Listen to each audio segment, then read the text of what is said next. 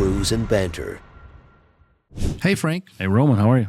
I'm great. I'm excited. We have another great guest. This is one I'm probably most excited about, really, in recent history. I mean, other than everyone I do with you, Yeah. this one is. This one's pretty exciting to me. I love how fast their story has spread. And, Yep. you know, we even heard it here in Syracuse. So Yep. And we got some beers, so we'll start with beers. And start with beers. And we got stout. You got stout. same Yep. one? All right.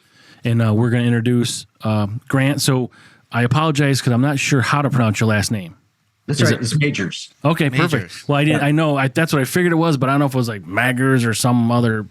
It's a different spelling than you'd think. So, anyway, welcome and thank you for joining us. Yeah, I appreciate it. Thanks for having me on. Yeah, what? I'm set up too. I got just a little brown water for myself. Yeah, that's good. That's good. Cheers. So yeah, why don't you Yes. why don't you introduce yourself and we'll start from there. Yeah. So thanks. Yeah. Grant Majors. I'm out of Dallas, Texas, and the CEO and one of the founders of American Rounds here in Dallas. And we're a ammunition retailer, and we're just doing it a little bit differently. That's right. Yeah. Yeah, we like the story. I saw it somewhere, and I was talking to Roman. We're both big. After this, by the way, I'll show you a video. I'll show you off camera something that Nice. that I have. But me and Roman talk about this. We're 2A supporters, and we're just big into all this stuff that I'm sure you are as well. So we appreciate what you're doing. But for people that don't know, Grant and his company have they've started a company about a year ago, maybe a little over a year ago with right. Summer of 23 is when we founded the company, and then we launched our first machine November of 23. Yeah, so these are they're bullet vending machines is what they are, and they sell rounds of ammunition and just the technology you have to do that and sort of so. Yeah, if you want to talk more about that, but then also the regulatory process as far as approval goes. I'm surprised that it's federally approved. Well, let's get into how this vending machine started. Okay, so my partner and I, we were actually looking at automated retail for a different industry altogether. We were doing consulting work with a group. And so we started looking at automated retail for their products to go into grocery store space. Mm-hmm. We had some strategic grocery store partners. And when we started sharing the idea with them, they love the concept of automated retail, and they wanted to get into that. And but they came back to us and said, we kind of like what you guys are proposing, but could you sell ammo? Our customers, we want to carry ammo as a category. Our customers want ammo, and could we use them for that purpose? So it took me about 10 seconds to think about it. I was sure. like, yeah, absolutely, we could. We'd love to. Well, a grocery store asked for this? The stores themselves actually came to us and asked for it. That's perfect. Yeah. Get some broccoli. Yeah, so we started. Of course, we dove right into the legality of it. Just looking at the ammo industry in general, and everybody associated with our company. We're all, shooters at some level, whether it's just target range shooting or we're hunters, or we've got several ex-military associated with us. And so, we started really looking at all the legalities of it, making sure that everything we do is compliant with federal, local, state laws. And, we did our homework and said, yeah, absolutely, we can do this. And so the idea was born. That conversation was in March. So we went from March to the summer, founding the company, to launch in November. So we moved really quick. Sure, absolutely. And most people start a business, they have an idea. They're like, we've got to figure out how to market this and who's going to buy it. But you had someone come to you, or a bunch of people come to you. So you already had your stuff sold before you even started the business. Yeah, that's perfect. Yeah, it kind of it was just kind of fell in our lap, man. It was blessing, kind of luck. It's great. And so how does it work? I know you've got the they'll scan an ID. You got some AI for facial recognition, and then as far as dispensing, you buy a brick, you buy one. Like, how's that work? Yeah, so it is required. There is an ID verification process that's required, and that's part of meeting the the legal requirements. Federally, there's not an ID verification law for the selling ammo, but that's a state by state law, and that varies. The age will vary state by state. Typically, it's 18 for rifle and shotgun, 21 for pistol, handgun. So that's usually the standard depending on your state. So we, of course, have to do an ID verification process. You scan your ID. It'll verify that it's a legitimate ID. It's not a fake. It'll verify it's not expired. It'll then do a facial recognition to match you to your ID. So it can verify you are the person, represented on the ID. You're not trying to use somebody else's. And then it'll complete the transaction. And if for some reason the identification does not verify, it'll cancel the transaction. And, in terms of, dispensing, we carry all the major brands that you're going to find in any big box retailer. So it's, we've got handgun, rifle, shotgun, everything from 22 to 9mm, 12 gauge, slugs, 223. I mean, pretty much the whole gambit, whatever it is you're looking for. Just major brands, and it'll dispense by box. So, you might, 9mm box might be 50 rounds. It just depends on what you're purchasing. Yep, that's perfect. And you also sell, besides full metal jackets, hollow points as well? Yeah, so we have target rounds and self-defense rounds. So we'll have, target rounds, we'll have hollow point, we'll have, various grains, depending on what it is you're looking for your potato. The machine itself will hold about 32 different SKUs. So it's, it's quite a few different SKUs in there. So we can have a pretty large assortment. Sure. And then we adjust it based on season. So as we're entering fall, we'll start having a lot more different rifle rounds that are available that maybe we didn't carry in the summer just because it's going to be a lower selling item during the summer. And then these machines they take cash, or is it just a credit card purchase? Or it's credit card only. I mean, part of that's security, and another part of it's just ease of transaction. I mean, just most people nowadays use their debit or credit card. Not as many people carry cash, but then we don't. It's just less risk with us having to get machines, carry cash, do that kind of thing. And that's right. It's just, especially when we're dealing with ammo or restocking ammo and things like that. It's just more of it's as much of a safety issue as it is an application issue. Are you required with the KYC, like know your customer? I beg your pardon? Are you required to have like know your customer transaction? Like, are you familiar with KYC? No. Know your customer, so it's just like it has to verify phone numbers, facial recognition. So in most of the states in the country, you don't have to do that, right? For ammunition, there's no background checks, there's no anything like that. So our identification is purely for that age requirement purpose and to validate that person is who they say they are. We don't store that data, right? So that data is never stored anywhere in the cloud or a server or anything. So therefore, it's not shared with anybody. Good. We maintain the privacy of our customers. Now, clearly, with credit card transactions, just like anywhere else, if you buy it at a big box store, online, anywhere, and you're using a credit card, the merchant services have that that record. Credit card processing companies, but we don't store any of that kind of information. And we get a lot of questions about, hey, are you guys doing background checks? Why aren't you doing background checks? Well, background checks just aren't required for ammunition sales. And there's some very good reasons for that, right now, but there's about 6 states plus Washington, D.C. that require it. So currently we wouldn't roll our machines into those states without, being able to comply with that. Man. Well, that's right now. That's what we're running into. I mean, we're in New York, so we're kind of under this one of those states stranglehold of we're put into a straitjacket with a Hannibal Lecter mask and some sumo wrestler just restricting us, just sitting on us. Spitballs are going to be fucking outlawed at some point. It's just it's ridiculous here, and it is what it is. But so you're federally approved, but the states that you can put these in, there's going to be 40 that you can do. Yeah, a little bit more than that. Yeah. Yeah, 44, I suppose. 44 less DC. Yeah. Absolutely. So, that's one of the big questions we get, particularly from the 2A community is, when we first rolled out, there was a knee-jerk reaction really by both sides, whether you're pro-gun or you're anti-gun lobby. Both of them had a knee-jerk reaction. One side, it was, oh, this is terrible and all the reasons why, on the anti-gun lobby, and the 2A side, they're like, oh, they're giving our information to the government, and this is another way to track, right? We are extremely pro 2A. And it's the exact opposite, in fact. What I've tried to explain to people is that if you look at the current laws on the books, and you look at and I'm not dissing on any of our fellow ammunition folks out there that are selling maybe online, but if you look at that, right, any 15-year-old with a parent's ID could go buy 1,000 rounds of 223 and have it shipped right to the house. That's a problem. And it's my personal belief that the anti-gun lobby is fine with that problem. Because what happens is the more that problem exists, it gives them leverage to enact stronger and stricter laws. Yeah, that's their ammunition, right?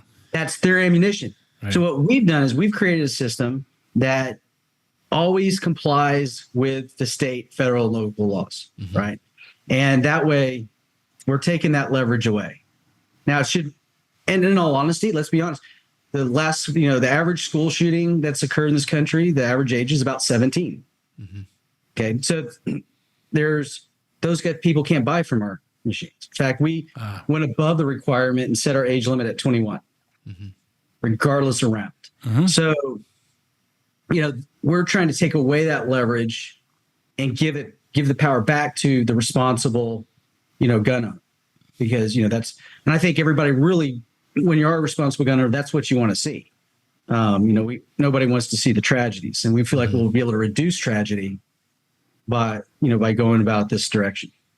That's good. You guys do that. Oftentimes, I find myself educating people who don't understand how many regulations we have to go through in order to obtain our concealed carry licenses, or even just in this state to buy like hunting ammunition. And they're surprised. They're like, really? You do background checks? And like, of course. Oh yeah. So there's a process. And I'm glad that you guys take that direction to do that extra security, yet protect the Second Amendment.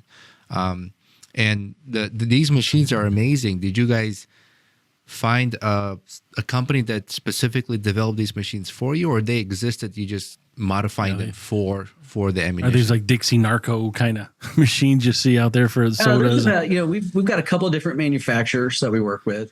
Automated retail is being used in a lot of different market segments. There's a company that had beer machines at the Super Bowl last year, an automated retail space.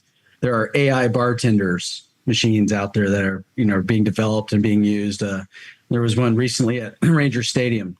So it's more and more common. There's more companies out there doing it, and going that direction. Now we've taken some IP steps, intellectual property steps on our end in terms of the vending of ammo specifically. But I think we're going to see in the market, when it comes to high theft items and age restricted items, more automated retail, because ever since the lockdowns, right, the cost of running a business has gone up, cost of employees have gone up. So automated retails for stores make a lot of sense, and it's better for them financially. Yeah, and these things, there, if it's like a regular vending machine, you kind of got the little cam lock or whatever thing is on there, and these are not easy to get into. I mean, you can figure it out, but it's going to take some time. So if someone wanted to steal something from here, it's not going to be a minute. So these are 2,000 with the ammo inside them. They're about 2,000 pounds. Yeah, they're double walled steel. They're in the stores with security cameras. I mean, this isn't like a smash and grab vestibule that's got a small ATM in it or something like that. That's right. And then so you have probably some sort of field reps or something that sort of have to restock these, right? Or we employ our restockers. Anybody that works for us undergoes background checks, for obvious reasons. And we have to restock machines right now almost about every 2 weeks, at some level of a category. We're keeping up there. And so I think when I first saw that article, you were at maybe 6 machines with orders for over 200 plus. So I don't know where you're at now. So we have so much demand, it's been overwhelming. We're now in Oklahoma, Alabama, Texas, and Colorado. But we have made a strategic decision, and we're working on it all right now. Hopefully within about 60 days, we'll release it, but we're franchising the business. Oh, nice. We have so much demand. We had over 700 requests for franchises in the span of a month. Without you announcing there was a franchise option. We weren't even. We had thought of it. We of course had thought about and talked about it, but we hadn't made the decision yet, and we were kind of, just perfecting the model, making it right. Because you just want to be able to just replicate that model and help people be successful. So, we're at that place, and so we're excited to roll that out, and but we've got requests from Hawaii to Alaska. I mean, in New York, California, we have requests everywhere. Like I said, certain states will hold off right now, but every state in the country's reached out to us. Sure. At least once. Yeah. So, like the Midas touch, everything you touch turns to gold. He's like, everything he touches turns to sold. Like, it's not even, I mean, things are sold before you even do it. It's great. But so the people that want to do it in New York, because now I'll talk to Roman about getting a franchise here, but like, how would that work here if you can't do it, right? Yeah. New York would be different. Like if we did something in New York, California, we couldn't roll the machine out there without complete, legal compliance. Right. So you've got different laws there, things like that. I mean, could we do that with machines? Could we can do, I mean, it's not a problem from the software side to be able to do what would be required there. It's some of it's just strategic, whether or not, does it make sense right now with all the demand we have everywhere else where we don't have to take those steps and those kind of things. But, we're certainly looking at and keeping all options open. And, I mean, folks in New York and California, their Second Amendment is as important, as anywhere else. And so, right. We want to look to figure out a way that we can work with every state. Yeah. So in the New York side of things, I think the only hang up is there's background checks. So if your software allows that, I mean, I don't see how that would be impossible, but of course, once that gets approved and you get that figured out, they're going to throw something else our way. That's now fingerprint approval or like eye scan or some bullshit. I don't know. Right? Right. Yeah. Well, that's the thing. Again, I go back to that original conversation. I mean, so theft among big box retail since the lockdowns is up about 30+%. So we have one store up there in the Northeast, one of the big box retailers. You guys probably will know who it is. Just without mentioning their name. Does it begin with a W?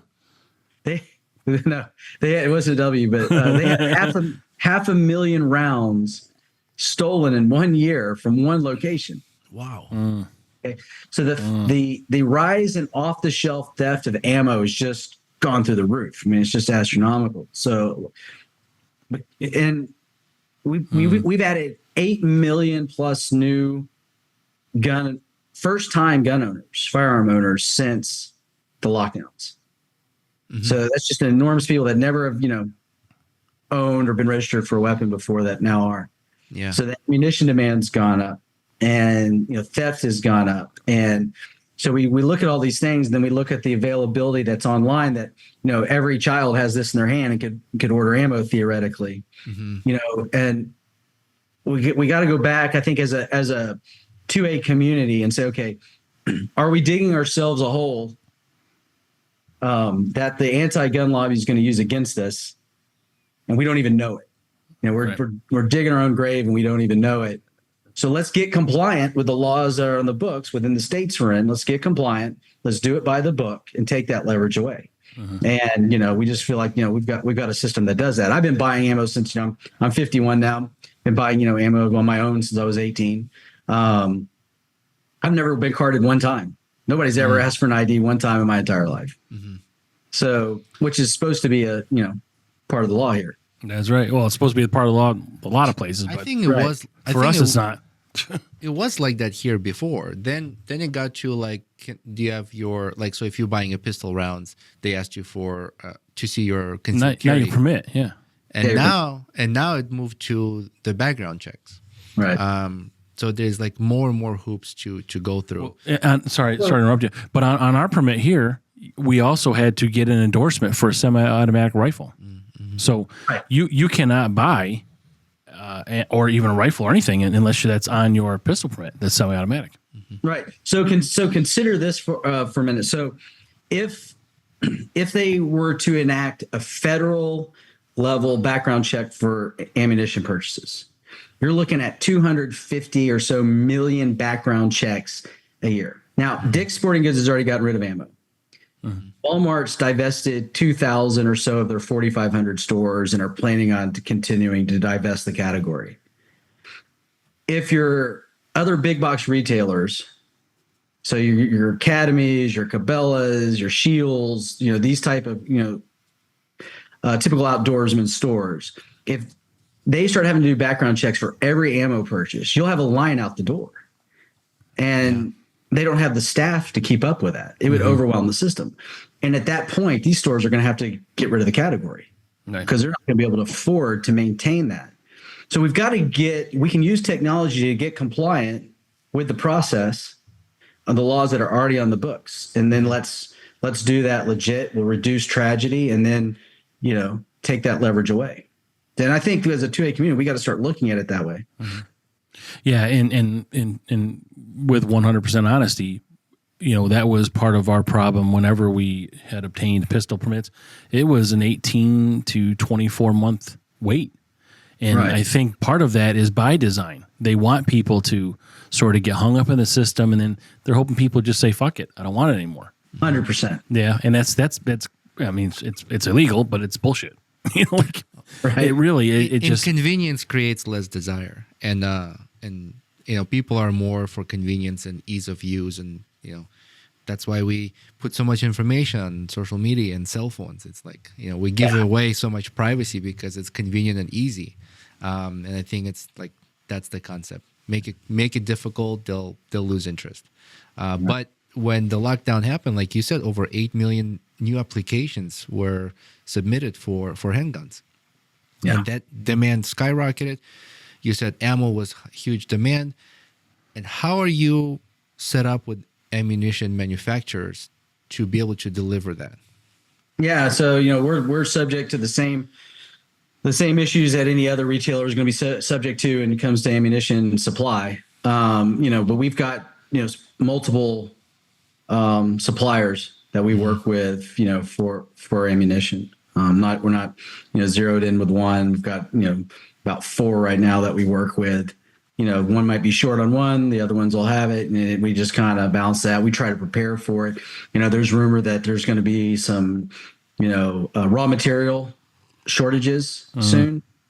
And those raw materials will then affect the manufacturers and so forth. And I mean, that's certainly a possibility. And, it's going to impact us all across the board. But we try to, I think like all the retailers, you try to get ahead of that. You try to plan for that. And we keep supply with what we can in those situations.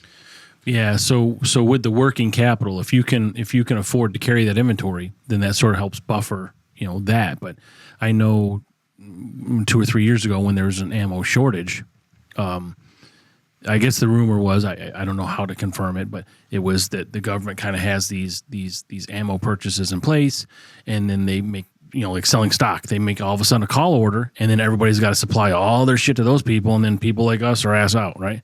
Right. But if you get to be able to buy that ahead of time, because I looked today, I mean, unrelated to this, I got an email about some ammunition, and I think the 223 rounds were almost 70 cents a round. Yeah. But I had seen them before, 6 or 8 months ago. I think I was buying it at right around 50 cents, 48, 51, somewhere around there.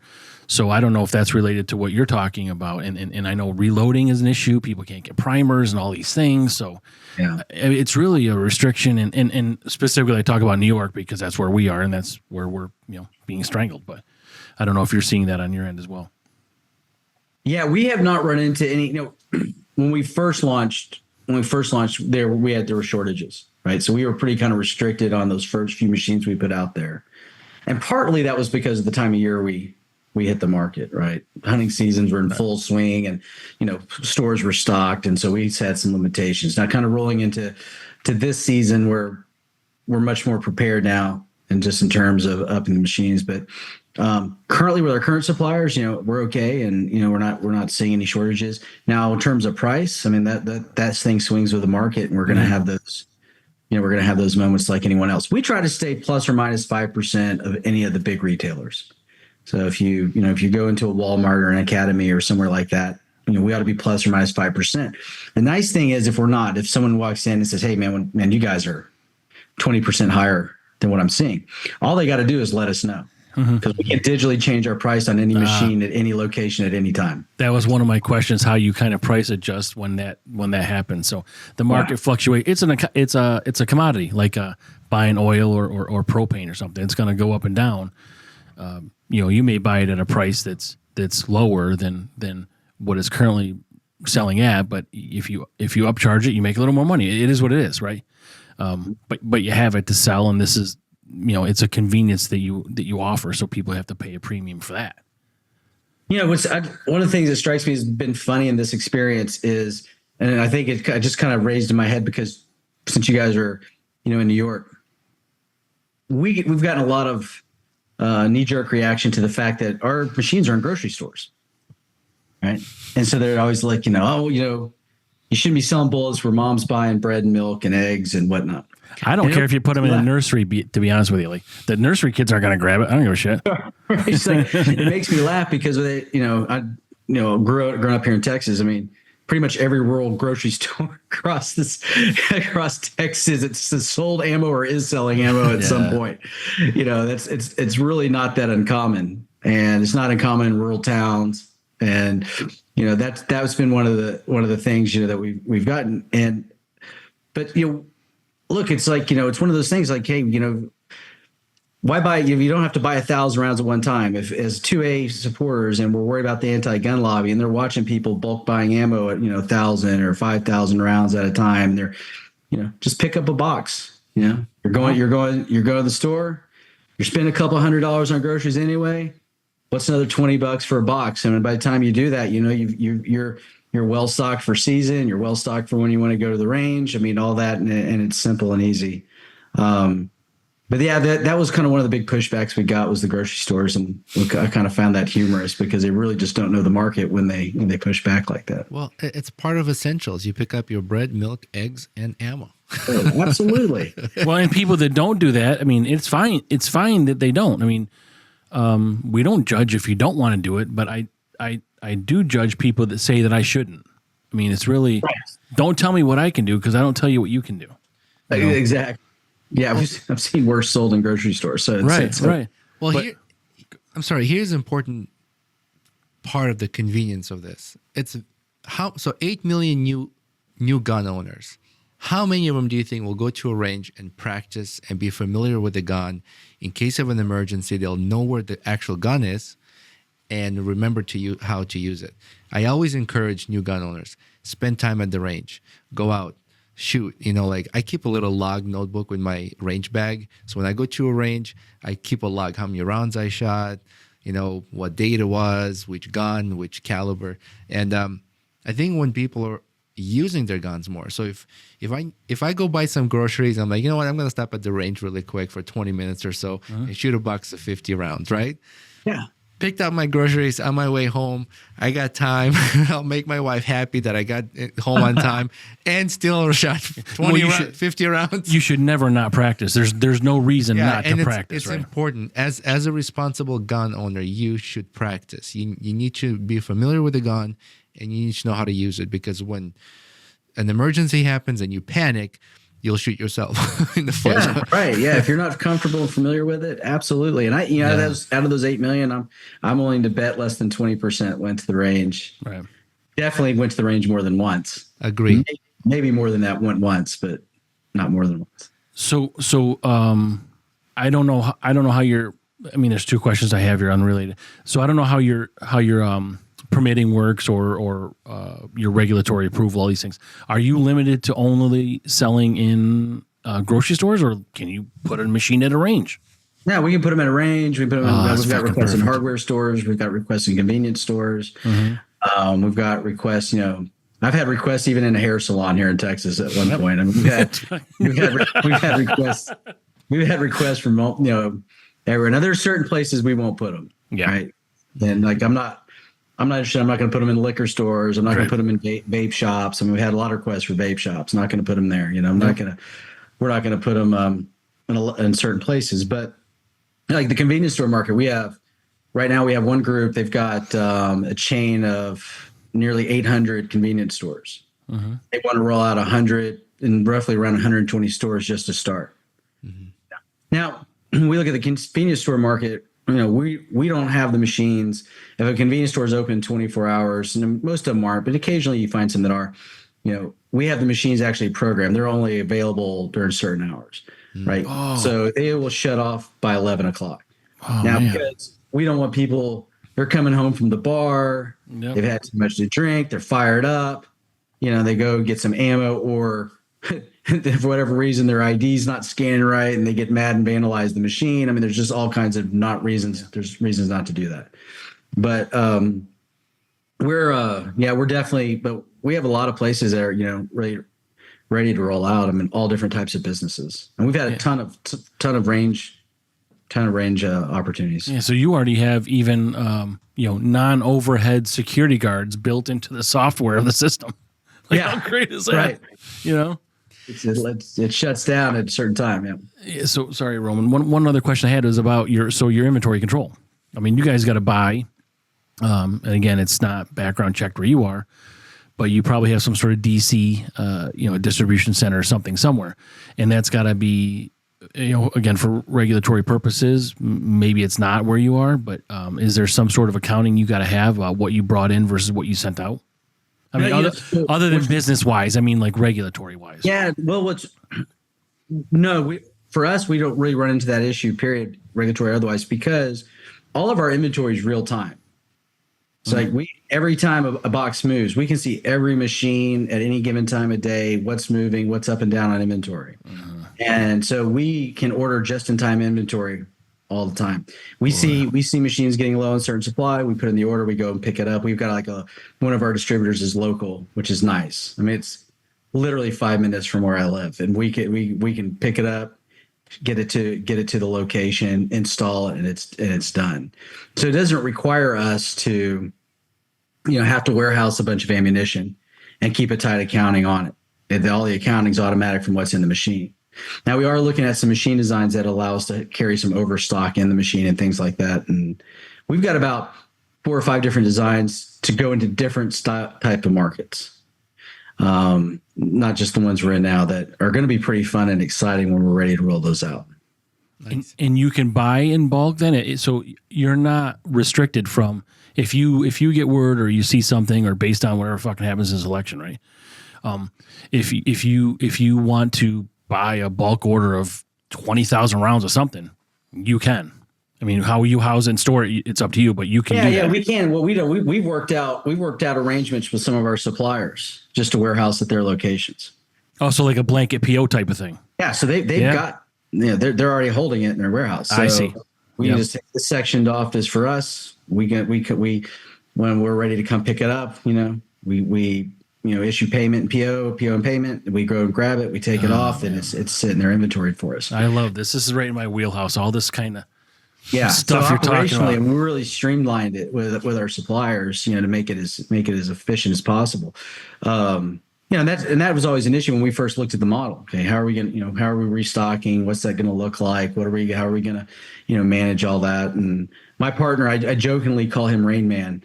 He's one of those guys that, I mean, I can start running numbers on the spreadsheet and he'll just rattle the end number off in his head. I'm like, okay, that's right. Key it away. So, and he really runs that side of the operation. Yep. Yeah. So he's I don't money. I don't want to mess it up and get in his way. So you're operational and he's kind of, I kind of run all the finance department and a lot of he really runs the operational part in the field. Okay. Everything, installation of machines, the management of the machines, the technology, working with our manufacturers, design, implementation, all that. That's really him. And then everything else is kind of falls in my lap. Grant, people who stock the machines, they're required to carry a firearm? They're not required to. So as we grow and that's something that we're probably going to do is, take care of all of them to, get their CCLs. Look, in a lot of the states here in Texas, it's constitutional carry, but we would get everybody CCL insurance, take care of that, make it part of just the protection. Our current staff that we have, it's not such an issue, but they're usually carrying anyway. Well, I mean, on their own. Yeah. So, as we continue to grow, I mean that'd be part of it. And thus, the background checks and things like that for employees that are coming. I mean, they're handling ammo, right? So you can't. If you've got a felony or something like that, you can't come work for us. It's like carrying a bag of cash from the bank. It is. Yeah. No, it is. And, that's funny you said that, because when we did our very first machine, right? So this is the very first one we've ever done. So we load up this SUV here in Dallas and the whole back end, right? And the thing is low riding like this all the way to Pearl City, Alabama, the back bumper is almost dragging the ground. Well, I just hope we don't get pulled over. We've got this back end full of ammo that we're transporting to this machine.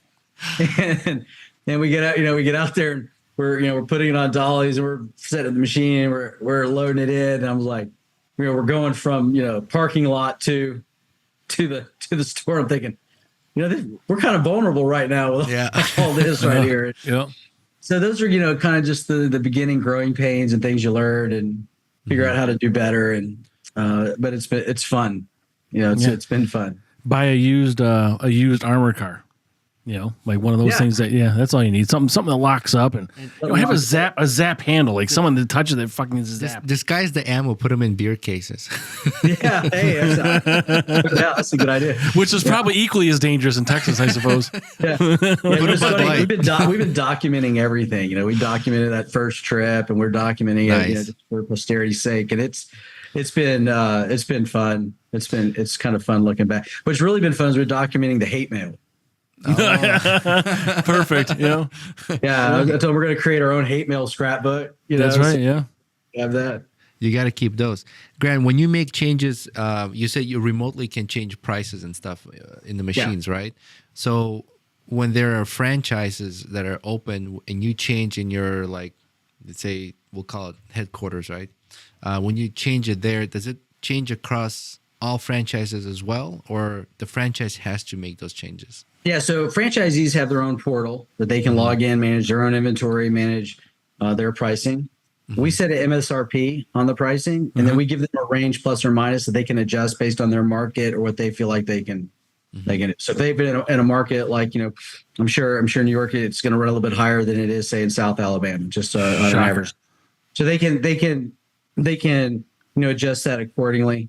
If they want to go a little bit lower, they can. And obviously, we don't want them selling it for $1. We don't want them selling it for $100 a box. We want to maintain the brand integrity of what we're looking to do, but we give them a window of room to adjust that price. But you can protect it, so like franchises can't upcharge those prices and beyond a certain point. Yeah. So that's good. And then I know you're in the early stages of this, or I don't know how far you are, but have you had any franchises open yet or no? No. So we won't start. We're going to start taking reservations and doing interviews for franchises probably in about 30 days. Okay. And then we'll be ready to sign up in somewhere between 60 and 75 days from now. So you guys already have a structure and set like regulations, requirements for franchises. Like what are the compliance? Yeah.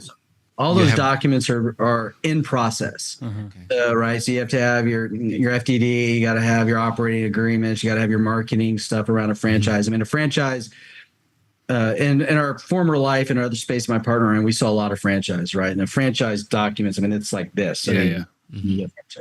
So, we work with franchise companies that do that, contract that out. They help us build those docs. We work with them in oversight to make sure it's, appropriate to what we're doing and there's nothing missing. So we're probably, like I said, 60 days out from that completion. Once that's completed and the filings with the states that we're going into, then we'll start officially selling the franchise. In the meantime, we're talking to people, we're starting to do selection process, and seeing who's, qualifying them as a franchisee would be what I'm looking for. Yeah. So that's a good segue, because I didn't tell Roman that you and I have kind of spoke, Grant, and this is our interview, Roman. I was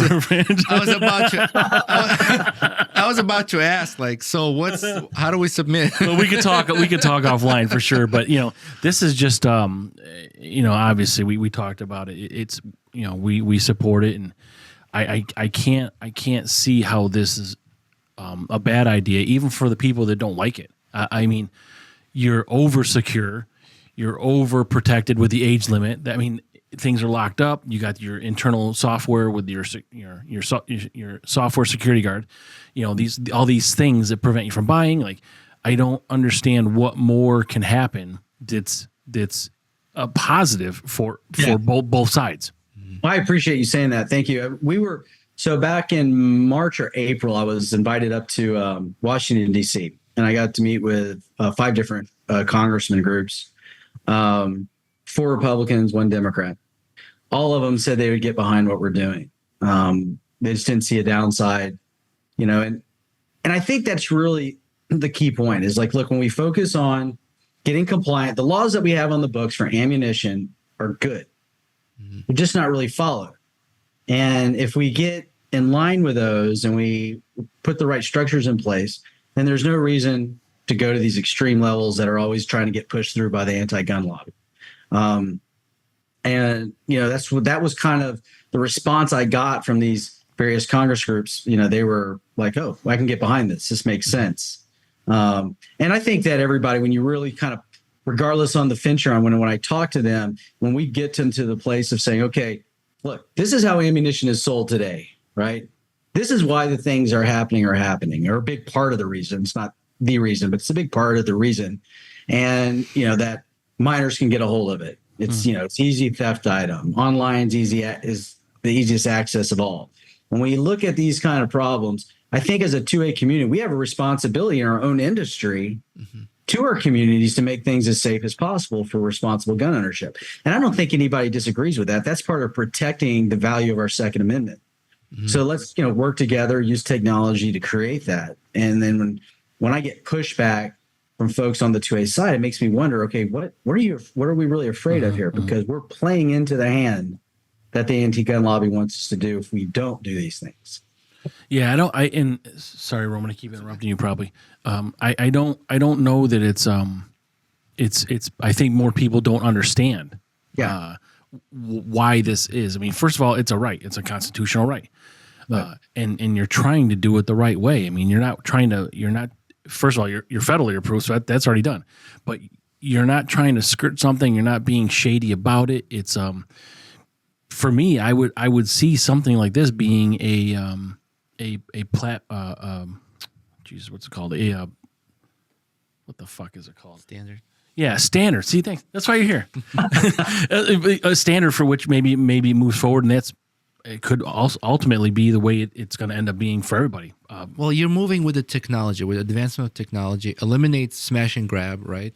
And the technology piece, and yeah. So I think that's great. I mean, protecting Second Amendment, and at the same time protecting lives from bad actors. I think what you guys are doing is great. Yeah, I appreciate that. Yeah, it's great. It's great to be able to tell our story. I mean, there was a while there, we had this media blitz, and what happened was there was an article that was inappropriate that went out on July 3rd. We pulled a machine from a Tuscaloosa store. We pulled that machine because it honestly just wasn't selling. It wasn't a good spot for us. The clientele that went into that store, honestly, I just don't think they had the extra income to go buy, a box of ammo. It just wasn't their bag, and that's okay. And so we just kind of made a business decision. Hey, we're going to relocate this machine. We're kind of looking at our stores. We're trying to build a company. We're trying to create proof of concept with our set of investors to scale. Like, okay, it's smart to move this machine. It just so happened that we moved that machine like the same week, within maybe like 48 hours, that their city council had some meeting and it came up. And then it blew up that the city council had it removed. Completely not true. Yeah. In fact, when we put it in there, the Tuscaloosa even had the ATF check us out, and they gave us the thumbs up. So it was just funny because that little article, that spark, even though it was wrong, like set the wheels in motion. And we were doing like 9 interviews a day, for almost a month, and it just went crazy and viral. We hit over 2 billion online impressions in 30 days. 11 countries outside the United States. And now we've even had requests for machines in France. And so you will ship, you will sell out of state. Is that part of your plan? Oh, I don't. I don't think right now we'd even, consider that Sure. looking at it right now. I mean, gun laws in France and gun laws in Canada are so, messed up that, we would probably look at a different model, with someone in one of those countries. But, France, Canada, Mexico, we've had Japan. We were in a China, China media, Germany, Spain. I mean, the UAE, Great Britain, multiple times. I mean, it's just been nonstop, and I was kind of like really shocked by the response, but what it was ammo, vending machine, grocery store. And they just combined it and everybody's minds, exploded. And once we kind of had those conversations, I went, oh, okay, this actually makes sense. Well, I think people automatically jump into the negative thoughts without processing the information or having knowledge of like, well, how does it work? Is it safe? They just automatically is like, it's a vending machine, right? They picturing probably glass, you can smash. Yeah. Punch in AB3. It actually comes with a glass break. If you want to steal, use this little hammer. Yeah, don't get your kid stuck in there. And then they picked, grocery store. They're like, oh my gosh, how can you do that in a grocery store, right? And I think they just automatically jump into the negative conclusions without actually understanding what the product is, how it functions, and how safe it is. Yeah, and that's why I really appreciate our conversation, because I got to a place in these interviews where I'm like, listen, unless it's a live interview, I almost don't want to have it, because every time I talk to you guys, you totally leave out 90% of it. Right. You soundbite, and then you put your narrative in the middle of it. And it was an eye-opening experience talking to the media. I mean, it was everybody from Fox Business and CNN and, NPR, and the BBC was funny. That was amusing. BBC did it. Wow. A couple of them. That was interesting. So your sales are not, they're only limited to U.S. citizens. So if someone was coming down from Canada, they've got to have a legal U.S. driver's license. Yep. Right? Yep. Perfect. Yep. In the United States database. Yep. We look at the situation at the border. Mm-hmm. Yeah, that's right. I mean, they can go right now into Academy. They can buy ammo, pay cash, go to a pawn shop, pay cash, steal it. Mm-hmm. They can't at our machines. Yeah. So for your application and in your business, this is more restrictive, and it favors the legal, authorized people to do it. So it's more control, but it's for the people that I guess don't necessarily need the control, but it's not a reason for people to protest doing it. Yeah, and then that's exactly the point, right? It's like, we're not trying to make it. I hear guys all the time, well, I've been buying ammo forever. I'm not showing my ID. Like, I get that. I totally understand it. Me too, right? But when you look at where things are headed, right, just get behind making things safer for our communities if it doesn't violate our Second Amendment rights, right? Like, find the balance in that, and that will, protect the Second Amendment long term from the anti-gun lobby. And just as a community, we have to do that. We have a responsibility to do it, quite honestly. We have a responsibility as gun owners and gun enthusiasts to, protect the communities where the tragedies are happening and help prevent that. Absolutely. That's why we need to talk to people, otherwise they're just going to keep listening to all the negative media, and that's their only information. So best way to find locations of the vending machines, is there like a place people can go online and be like, oh, there's a vending machine near me? Is there an app? Like, how do people find where the vending machines are located? Yeah, we're terrible in this area of our business right now.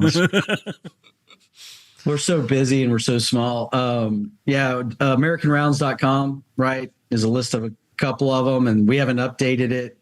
So I get emails. Just email us if you're not sure and you want to know if there's one in your area and it's not on our website. Just email it, because we are behind on updating some of that stuff, which I'm working on. But yeah, so we've got one at the Fresh Value in Pell City, Alabama. We've got 4 in Oklahoma at the Super C Marts. We have one in Texas at a Lowe's Market, and we're installing another one next week at Texas Lowe's Market.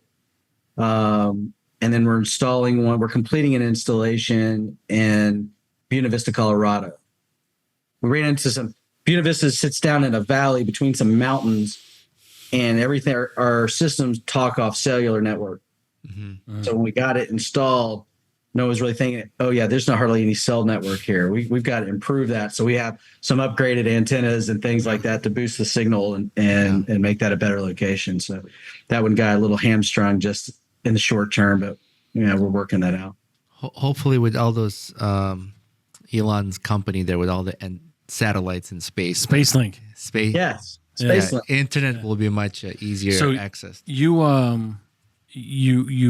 in eight locations now, or something around that matter. But so Colorado must have been a pretty big win, or was that tough to? Colorado's a little different. Yeah, we met these guys. We went to a grocery store trade show. We were invited. It was really great. I mean, they put us in the center and spotlighted it.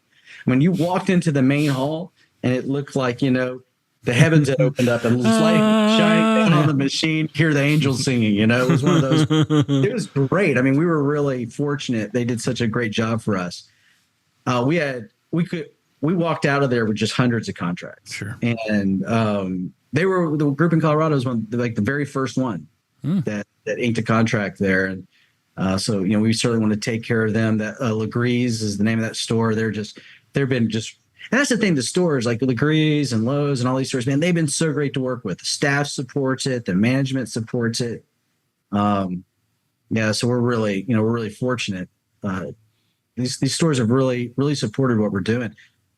So, you got to remember, they're competing, they're in rural towns. So their biggest competitor might be a Walmart. Yeah. Right. What's the difference of Walmart and that Legree's is that Walmart has a quote sporting goods section. Mm-hmm. They're still selling groceries. So why can't Legree's for themselves create a sporting goods section? And that's essentially what they're doing. Or Super C. They're all kind of starting to do that. And a lot of these stores sell deer corn. They sell pocket knives, they sell multi-tools, other things. And so they're just kind of expanding that category for themselves to compete in the market. Mm-hmm. Yeah.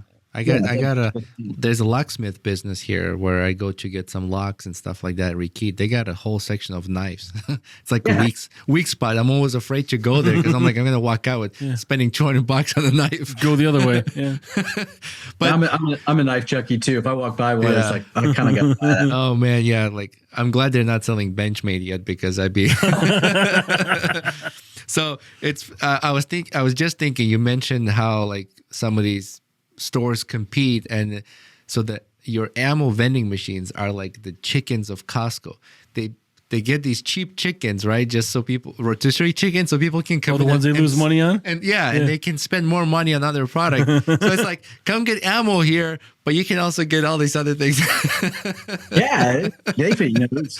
It's been crazy. This one little store in it was in Wetumpka, Oklahoma, I believe, which is a little bitty town in Oklahoma. Usually we'd pull in there. There might be at most 5 cars in the parking lot at any given time. Mm-hmm. And my partner was going up there to restock the machine. And there's literally overflow of the parking lot. There's 75 cars in the parking lot. They're parking across the street. And he walked in, they're all gathered around the machines, taking pictures. It's been fun. It's a little bit surreal and fun to be a part of something that people have been supporting and getting behind. And, we feel really blessed by it. It's not anything we take for granted. Mm-hmm.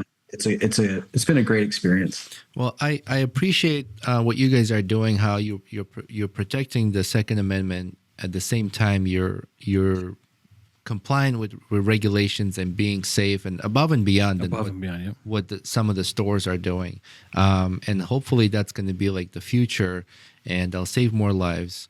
And at the same time, will give us an opportunities, those who carry firearms or enthusiasts or love to go to a shooting range, to have that easy access. And maybe in the future, an app where people can be like, where's a vending machine? Or I don't know how many hunters. We have some new features coming. Coming. Those machines are going to do more than just sell ammo before it's over. Yeah. But that's Look, awesome. You're close to the best right now. You're already spending his money. We got some cool features coming. We'll be selling arrow tips, you for some hunters, and I hunt, so I never forget ammo, but sometimes you go out there and you're like, I wish I had different arrow tip, let me go see what this vending machine has. Yeah, but we appreciate it for sure and what you're doing. The best way to reach you guys is website? Website, AmericanRounds.com. That's the best way. You can just hit the info link. It'll get forwarded to the right person within the company to respond based on what the inquiry is about. Do you guys push any updates through any social media or?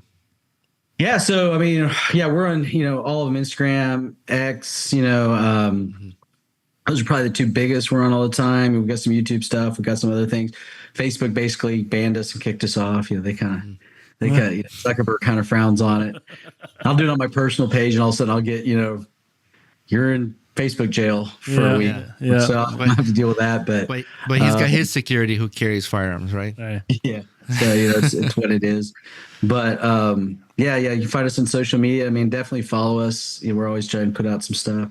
In fact, our most recent post, one of our partners, he went through all the big box stores and was just showing how the ammo just sits there walking up and down the aisles. And there's not a customer service rep in sight.